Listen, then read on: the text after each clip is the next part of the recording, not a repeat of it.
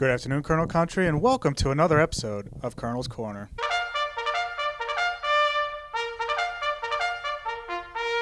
On today's episode, we'll be recapping the Wilkes University football team's 45-20 Week 9 win over FDU-Florham and looking ahead to the Colonel's Week 10 matchup against Stevenson.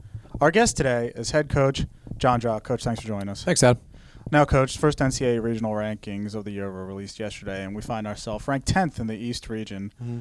Are you surprised that the program has gone from winless 2 years ago to receiving conference recognition, regional recognition, and everything that we've experienced so far? I do think we've climbed a long way in a matter of 18, 19 months. At the same time, there's a long way to go, and the season's not even close to being over with. So we're really focused on the 1-0 this weekend against Stevenson.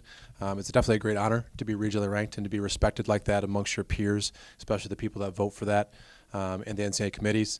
And we're appreciative of that, and we know we got a lot of work to do to stay there. You know what I mean? There's a lot of good teams that are just on the cusp from the New England area, from the New York area, that would love for us to trip up. So we got to stay on our course and continue to do what we're doing and hopefully move up those a little bit as well.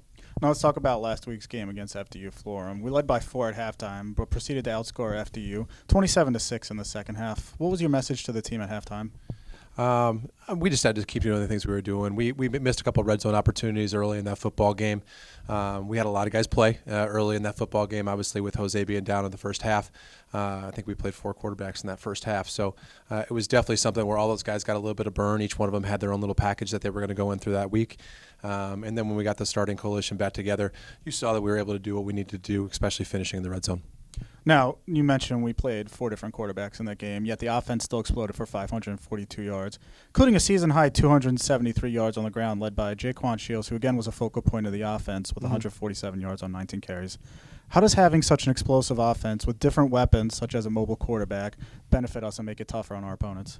I think they got to guard everybody. You know what I mean? There's a lot of freshmen that stepped up last week from AB, catching over 120 yards passing and having 2 touchdowns. And it's really been that next man up philosophy, and those guys have embraced it. And when it's their turn, the ball's going their way. It's their opportunity to go make some plays. And I think that a lot of guys did that on Saturday. Jaquan has just been another bright spot throughout the course of the weeks, and he definitely adds something athletically. But also, I think we had 4 or 5 other guys touch the ball that had positive rushing yards, and Jeremiah Acker had a big long run as well, where he's the big physical pounder. And when you get Jaquan, who's a little quicker and shiftier in there, and then you bring in Jeremiah with his physicality and Kamal and his physicality, it adds a lot of difference into our backfield. And I think that those things are all things that teams have to guard and play against, and that makes it difficult for teams to know exactly what we're going to do.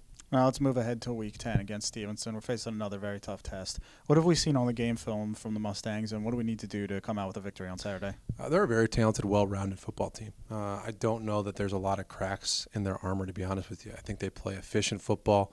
The one thing I'll say is that I believe they lead the conference in penalties, averaging over 100 yards in penalties a game.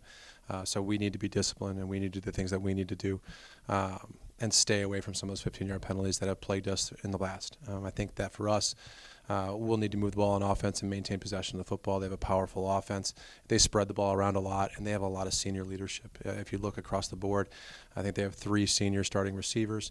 They have 3 seniors on the offensive line. So they're starting a lot of veteran guys that have played a lot of football.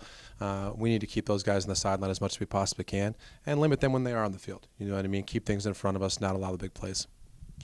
Wilkes University football returns to action in Week 10 when they host Stevenson. Senior Day ceremony starting at 11:15. Kickoff scheduled for noon. Coach, thanks for joining us. Good luck this week. Thank you so much.